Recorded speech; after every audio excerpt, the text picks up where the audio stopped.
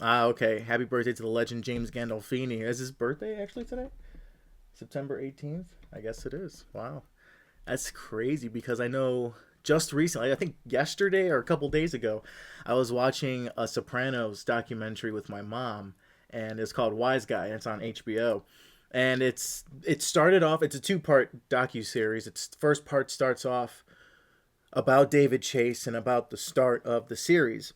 Then the second half is more about James Gandolfini and the latter half of the series, where it's towards its end, the big finale that just left everyone talking when it just cut to black. It was a fantastic documentary, especially if you've seen the series in its entirety. I still think it's pretty good if you haven't seen every episode and you just have a general idea of what the show's about. It's still a great documentary to see how such a popular TV show came to be. The inspiration for it, the casting process, and then it continuing on after having such a great first season. How do you live up to that that that that level of like, oh, I'm this good. We got to keep it this good. We can't go under.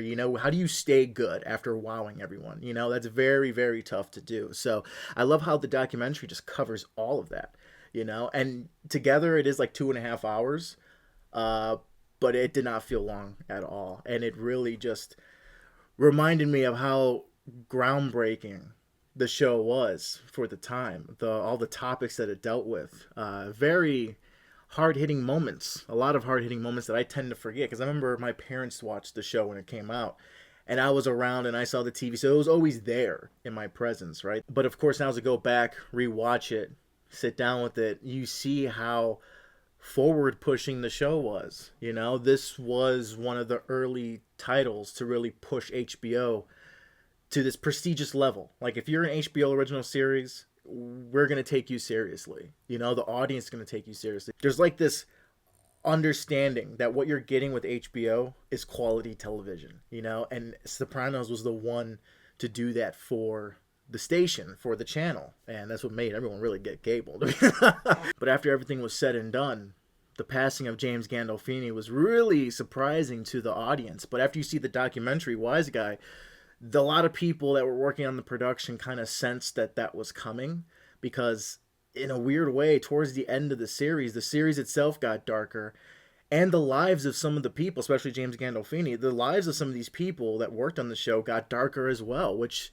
it's pretty eerie to see how art and life imitated each other so frequently. The role really took a toll on James Gandolfini. Great role, masterful performance. This is one of the great actors of our time. So it's insane to see that it's his birthday. He would have been 63 today, which is crazy. I wonder what more movies he would have done. Any TV roles that he would have done after Sopranos. I know he did a couple of movie roles after Sopranos, but what else? Like 10 years later, post everything. Like if he would have stayed around, would he have done a movie with his son? I know they did The Many Saints of Newark, and it was really cool to see Michael Gandolfini, I think is his name. It was really cool to see his son come in and kind of portray a younger Tony Soprano in that movie. It was so cool. And also the movie, I have a review of that movie actually on my channel when it came out. I think it was like 2 or 3 years ago now. So go check that out at the end of this video. But I was really cool seeing his son come in and take up that mantle of Tony Soprano. It really shows you that no other actor is really ever going to play this role. It has to stay close to James Gandolfini. And with Michael, if David Chase ever plans to write anything else, either a sequel to Many Saints or anything that's in that world, you're gonna have to keep Michael Gandolfini as Tony Soprano. But I think they've done enough with it, and they want to keep it as is. Everything is already, said and done. They don't want to keep going back into that well, and I agree with that. But it's insane, man. It's insane to know that this great actor passed away. It's insane because it's still, in a sense, it still feels like not a long time ago, and two, you're very much immortalized on the big screen and small screen. Television and movies, you're immortalized on there, especially with groundbreaking and iconic shows like this. Same thing with Bryan Cranston and Breaking Bad. If it wasn't Malcolm in the Middle, it's definitely Breaking Bad, right? So yes, rest in peace to James Gandolfini, and also recently James Earl Jones. I saw that he recently passed away as well. We're losing a lot of greats, man. What the heck? The whole original Star Wars cast is slowly going.